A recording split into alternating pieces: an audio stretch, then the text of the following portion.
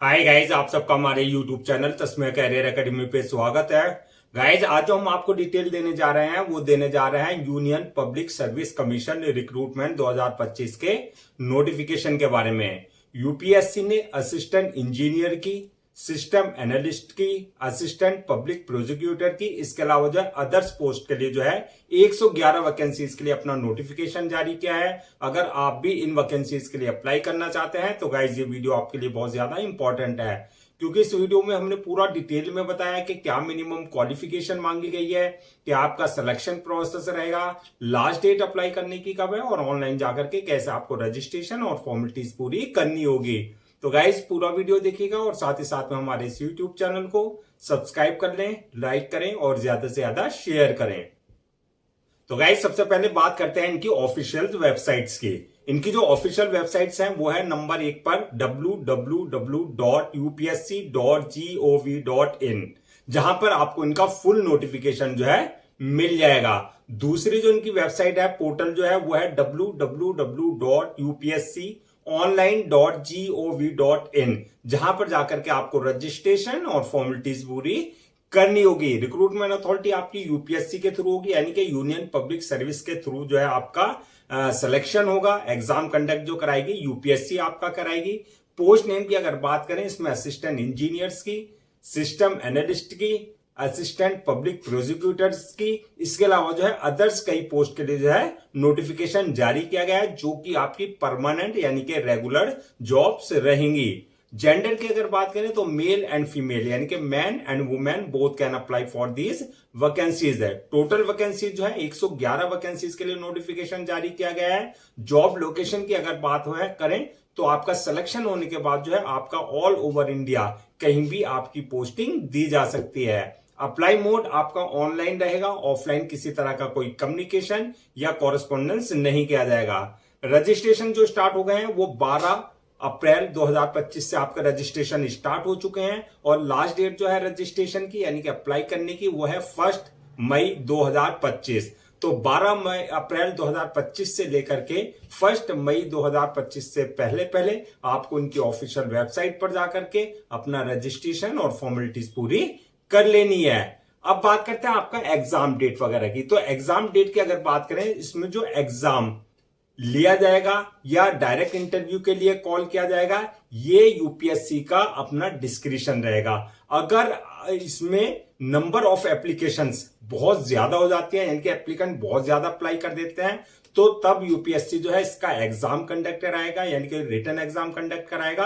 और अगर limited application से रिसीव हुई तो इसमें जो है वो शॉर्ट लिस्टिंग करके डायरेक्ट इंटरव्यू के लिए भी कॉल कर सकता है। तो एग्जाम डेट अभी कोई अनाउंस नहीं की गई है। अगर लार्ज नंबर ऑफ एप्लीकेशन से रिसीव होती हैं तो एग्जाम डेट भी जो है आपको इनकी ऑफिशियल वेबसाइट पर जो है जल्दी अपडेट कर दी जाएगी। एडमिट कार्ड की अगर बात करें, जो आपका एग्जाम डेट आएगी उससे एक हफ्ते पहले जो है आप अपना जो है एडमिट कार्ड डाउनलोड कर सकते हैं।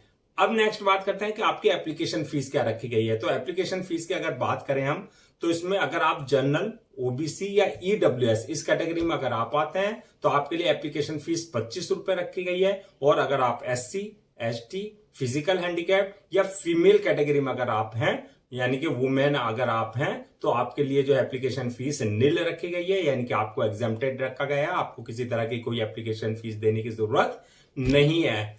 पेमेंट मोड की अगर बात करें, यानी कि जो आपकी एप्लीकेशन फीस होगी उसका पेमेंट मोड जो रहेगा वो ऑनलाइन रहेगा, यानी कि at the time of registration आप अपने debit card, credit card, net banking, UPI या जो अदर्स मोड है उसके पेमेंट के, उसके थ्रू जो आप अपनी एप्लीकेशन फीस जो है डिपोजिट कर सकते हैं।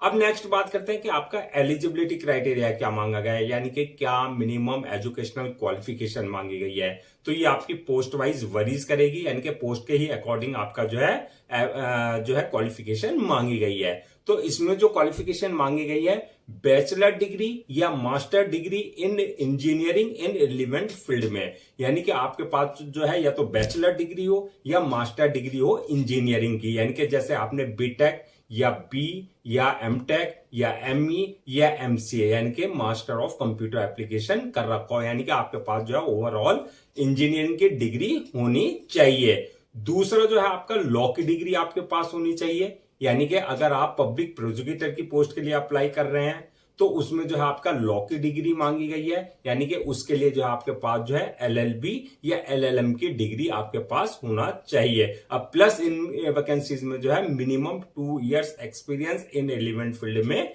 मांगा गया है। तो ये आपकी एजुकेशनल क्वालिफिकेशन है, आपकी पोस्ट के अकॉर्डिंग ही आपको जो है आपकी जो है क्वालिफिकेशन मांगी गई है। अब बात करते हैं एज लिमिट की। तो एज लिमिट अगर बात करें तो इसमें जो है ये आपकी पोस्ट वाइज वरीज करेगी। इसमें जो है मिनिमम जो है एज 30 साल और मैक्सिमम जो है 45 साल तक मांगी गई है, यानी कि आपकी अगर 30 और 45 के बीच में अगर एज है तो आप इन वैकेंसीज के लिए अप्लाई कर सकते हैं। एज रिलैक्सेशन की अगर बात करें तो as per government rules and regulation जो आपके रिजर्व कैटेगरीज वाले हैं जैसे SC ST OBC वगैरह हैं उनको जो एज रिलैक्सेशन दिया जाता है वो प्रॉपर एज रिलैक्सेशन दिया जाएगा। नेक्स्ट बात करते हैं आपका सिलेक्शन प्रोसेस क्या रहेगा। तो सिलेक्शन प्रोसेस की मल्टीपल स्टेजेस रहेंगी जो आपको क्लियर करनी होगी। तो इसमें जो फर्स्ट स्टेज रहेगी, तो जैसा कि हमने बताया कि अगर आपका लार्ज नंबर ऑफ एप्लीकेशंस अगर रिसीव्ड होती हैं, यानी कि एप्लीकेंट बहुत ज्यादा अगर आपका जो है अप्लाई करते हैं तो उस कंडीशन में जो है यूपीएससी क्या करेगी, आपका जो है रिटन एग्जाम कंडक्ट कराएगी। तो फर्स्ट स्टेज होगी रिटन एग्जाम। अगर कम एप्लीकेशंस आई, कम एप्लीकेंट ने अप्लाई किया है तो तब वो क्या करेगी, शॉर्ट लिस्टिंग करके यानी कि कैंडिडेट्स को शॉर्ट लिस्ट करके on the basis of your academic performance plus your experience, यानी कि आपके एकेडमिक परफॉर्मेंस बेसिस पे प्लस जो आपका एक्सपीरियंस है उस बेसिस पे जो आपको शॉर्ट लिस्टेड करके आपको डायरेक्ट इंटरव्यू के लिए भी कॉल कर सकती है। तो आपकी फर्स्ट स्टेज रहेगी या तो आपका रिटन एग्जाम कंडक्ट किया जाएगा, और अगर रिटन एग्जाम कंडक्ट नहीं किया जाता है तो आपका जो है क्या होगा, आपका जो है शॉर्ट लिस्टिंग की जाएगी, यानी कि कैंडिडेट्स को शॉर्ट लिस्टेड किया जाएगा। तो दूसरी स्टेज जो रहेगी आपकी वो रहेगी आपकी इंटरव्यू की, यानी कि आपका जो है इंटरव्यू आपका लिया जाएगा।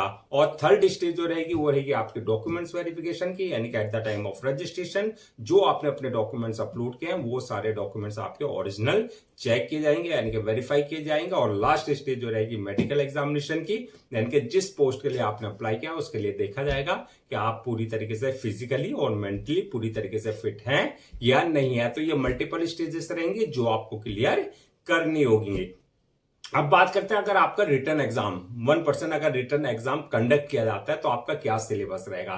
तो सिलेबस की अगर बात करें तो जो आपकी प्रोफेशनल नॉलेज है, यानी कि जो आपकी सब्जेक्ट नॉलेज है, जो आपकी एजुकेशनल यानी कि क्राइटेरिया रखा गया है जिस पोस्ट के लिए आपने अप्लाई किया है उससे रिलेटेड आपके सारे क्वेश्चंस पूछे जाएंगे। यानी कि आपका अगर मान लो आपने असिस्टेंट पब्लिक प्रोसिक्यूटर की पोस्ट के लिए अप्लाई किया तो आपसे लॉ से रिलेटेड क्वेश्चन पूछे जाएंगे। इंजीनियरिंग वाली पोस्ट के लिए अप्लाई किया आपने बीटेक BE या MCA बेसिस पे, तो आपका जो है वो आपके सब्जेक्ट से रिलेटेड क्वेश्चन आपके जो है सिलेबस से पूछे जाएंगे। अब बात करते हैं आपकी सैलरी एंड अलाउंसेस की। तो सैलरी अलाउंसेस की अगर बात करें तो इसमें आपकी जो लेवल 7, 8, 10 एंड 11 लेवल की आपकी जो सैलरी रहेगी, यानी कि पोस्ट वाइज वो आपकी वरीज करेगी। अलाउंसेस और अदर्स बेनिफिट्स की अगर बात करें तो वो आपके यूपीएससी नॉर्म्स के अकॉर्डिंग, यानी कि जो यूपीएससी अपने एम्प्लॉय को जो है आपका जो है अलाउंसेस और अदर्स बेनिफिट्स देता है वो आपको as per rules and regulations proper दिए जाएंगे। अब बात करते हैं कि अगर आप इन 111 वैकेंसीज को पोस्ट वाइज अगर ब्रेक डाउन करें, यानी कि वैकेंसीज के डिटेल्स देखें कि किस पोस्ट के लिए कितनी वैकेंसीज रखी गई हैं, तो इसमें जो आपकी सिस्टम एनालिस्ट की पोस्ट है वो 1 पोस्ट रखी गई है। डिप्टी कंट्रोलर ऑफ एक्सप्लोजिव्स की जो पोस्ट है वो 18 वैकेंसीज है उसके लिए। असिस्टेंट इंजीनियर केमिकल के लिए 1 पोस्ट है। असिस्टेंट इंजीनियर इलेक्ट्रिकल के लिए 7 पोस्ट रखी गई है। असिस्टेंट इंजीनियर मैकेनिकल के लिए 1 पोस्ट है। ज्वाइंट असिस्टेंट डायरेक्टर की 13 पोस्ट है। Assistant legislative council Hindi branch में 4 वैकेंसीज हैं और असिस्टेंट पब्लिक प्रोसिक्यूटर की 66 वैकेंसीज रखी गई हैं। तो इस तरीके से आपकी टोटल 111 वैकेंसीज जो है फिल की जाएंगी। अब बात करते हैं नेक्स्ट के आपका अप्लाई करने से पहले क्या क्या आपको अपने सारे डॉक्यूमेंट्स रेडी रखने हैं। तो डॉक्यूमेंट्स की अगर बात करें जो आपकी एकेडमिक सर्टिफिकेट्स हैं या मार्कशीट है प्लस जो आपकी प्रोफेशनल डिग्री है, चाहे वो आपने सेमेस्टर वाइज के है चाहे वो आपने ईयर वाइज के है, यानी कि आपकी ओवरऑल जो आपके एकेडमिक सर्टिफिकेट्स हैं वो सारे डॉक्यूमेंट जो है आपको जो है स्कैन कॉपी करा करके पहले से रखना है। दूसरा, आपका जो है एक्सपीरियंस सर्टिफिकेट, यानी कि जिस फील्ड में आपका एक्सपीरियंस है, जिस डिपार्टमेंट में, उससे रिलेटेड आपका जो है कंसर्न अथॉरिटी या कंसर्न डिपार्टमेंट से आपके पास जो है एक्सपीरियंस सर्टिफिकेट होना चाहिए। बर्थ सर्टिफिकेट, यानी कि 10th की मार्कशीट में अगर आपका डेट ऑफ बर्थ अगर मेंशन नहीं है तो बर्थ सर्टिफिकेट आपके पास जो है कंसर्न अथॉरिटी से होना चाहिए। इसके अलावा जो आपका डोमिसाइल सर्टिफिकेट और कास्ट सर्टिफिकेट, यानी कि SC ST OBC के अगर आप किसी तरह का कोई रिजर्वेशन ले रहे हैं तो कास्ट सर्टिफिकेट आपके पास कंसर्न अथॉरिटी से होना चाहिए। इसी तरीके से आपका जो है कास्ट सर्टिफिकेट के अलावा डिसेबिलिटी सर्टिफिकेट, यानी कि अगर आप फिजिकल हैंडीकैप का किसी तरह का कोई रिजर्वेशन ले रहे हैं तो डिसेबिलिटी सर्टिफिकेट आपके पास जो है कंसर्न अथॉरिटी से होना चाहिए।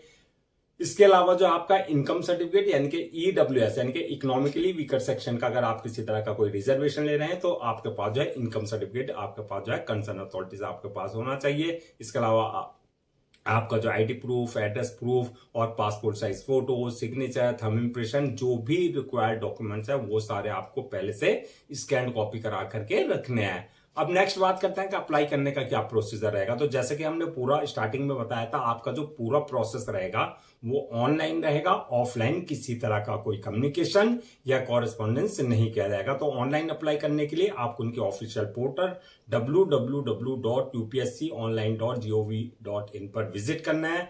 जब आप वहां विजिट करेंगे, होम पेज पर जाएंगे, वहां पर आपको अप्लाई ऑनलाइन का लिंक मिलेगा, उस पर आपको क्लिक करना है। यहाँ पर इस बात का ध्यान देना है कि अगर आपने इनके पोर्टल पर अपने आपको पहले से रजिस्टर्ड नहीं करा रखा है तो आपको अपनी पर्सनल डिटेल्स, अपना वैलिड ईमेल आईडी और मोबाइल नंबर से जो है आपको न्यू रजिस्ट्रेशन पर जाकर के जो है अपना आपको रजिस्टर करा लेना है, जहां से आपका यूजर नेम पासवर्ड जनरेट हो जाएगा, जो आपके क्रेडेंशियल होंगे।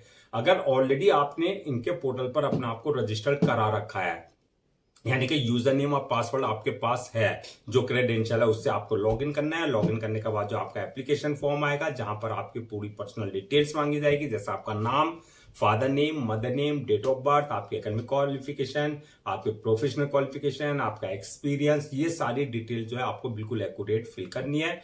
जब आप डिटेल्स फिल कर देंगे उसके बाद नेक्स्ट ऑप्शन आएगा आपका जो है अपलोड योर डॉक्यूमेंट्स का, यानी कि जो आपके डॉक्यूमेंट्स हैं, चाहे वो एकेडमिक है, चाहे वो प्रोफेशनल है, चाहे वो आपका एक्सपीरियंस सर्टिफिकेट है, वो सारे आपको डॉक्यूमेंट्स अपलोड करने हैं। साथ में आपको passport size photo, signature, thumb impression, जो भी रिक्वायर्ड आपके डॉक्यूमेंट्स हैं वो सारे डॉक्यूमेंट जो आपको उनके प्रिस्क्राइब्ड फॉर्मेट यानी कि डायमेंशन साइज के हिसाब से जो आपको अपलोड करना है। जब आप जो है डॉक्यूमेंट्स अपलोड कर देंगे उसके बाद नेक्स्ट ऑप्शन आएगा मेक पेमेंट का, यानी कि जो आपकी एप्लीकेशन फीस है आपको अपनी कैटेगरी के अकॉर्डिंग जो है अपने debit card, credit card, net banking, UPI या IMPS या जो अदर्स मोड है उनके पेमेंट के, उसके थ्रू जो आप अपनी एप्लीकेशन फीस डिपॉजिट कर सकते हैं। जिनको जो है आपका एग्जेम्प्टेड यानी कि नील रखी गई है, जिनके लिए जो है एप्लीकेशन फीस, उनको ये ऑप्शन जो है स्किप कर देना है, छोड़ देना है। जब आप एप्लीकेशन फीस डिपॉजिट कर दें उसके बाद नेक्स्ट ऑप्शन आएगा आपका जो है फॉर्म को सबमिशन का, यानी कि अपलोड करने का। फॉर्म को सबमिट करने से पहले आपको एक रिव्यू वाले ऑप्शन में जाकर के अपने फॉर्म की जो डिटेल्स आपने फिल किया है उसको पूरा रिव्यू कर ले, यानी कि चेक कर ले, किसी तरह की कोई मिस्टेक, स्पेलिंग वगैरह तो नहीं की है। अगर मिस्टेक किया तो रिव्यू वाले ऑप्शन में आप जो है उसे करेक्शन कर सकते हैं। रिव्यू करने के बाद जो है फॉर्म को आप सबमिट कर दें और सबमिट करने के बाद जो है उसकी 1 या 2 कॉपी जो है प्रिंट आउट जरूर ले ले for your future reference, so that आपके पास जो है एक हार्ड कॉपी के रूप में जो एक ऑफिशियली रिकॉर्ड आपके पास हो जाए। तो गाइस ये थी आपकी union public service commission recruitment 2025 के नोटिफिकेशन की डिटेल, जो कि group A and group B की कैटेगरी की जो है आपकी वैकेंसी जारी की गई है। आई होप आपके सारे डाउट्स क्लियर हो गए होंगे। अगर अब भी आपको किसी तरह का कोई डाउट है या क्वेरी है या कंफ्यूजन है तो आप हमसे कमेंट सेक्शन में पूछ सकते हैं, हम उसका रिप्लाई जरूर देंगे। मैं एक बार फिर से जो है आपको रजिस्ट्रेशन डेट और लास्ट डेट रजिस्ट्रेशन की रिमाइंड करा देता हूं, सो दैट आप उसे नोट डाउन कर लें। रजिस्ट्रेशन जो स्टार्ट हो गए हैं वो 12 अप्रैल 2025 से स्टार्ट हो चुके हैं और लास्ट डेट जो है अप्लाई करने की यानी कि रजिस्ट्रेशन की वो है 1 मई 2025, यानी कि 1 मई 2025 से पहले आपको उनके ऑफिशियल पोर्टल्स पर जाकर के अपना रजिस्ट्रेशन और फॉर्मेलिटीज पूरी कर लेनी है। गाइज हम आपके लिए जितने भी गवर्नमेंट जॉब्स हैं या गवर्नमेंट एग्जाम्स हैं उससे रिलेटेड जितने अपडेट्स होते हैं उन पर वीडियोज लेकर के आते हैं। इसके साथ साथ जो है प्रॉपर कैरियर गाइडेंस पर आपके लिए वीडियोज लेकर के आते हैं। अगर आप भी चाहते हैं कि आपको प्रॉपर कैरियर गाइडेंस मिलती रहे, साथ ही साथ में आपको गवर्नमेंट जॉब्स और गवर्नमेंट एग्जाम्स के पूरे अपडेट्स मिलते रहें, तो आप लोगों से मेरी रिक्वेस्ट है आप हमारे इस यूट्यूब चैनल को सब्सक्राइब कर लें, लाइक करें और ज्यादा से ज्यादा शेयर करें।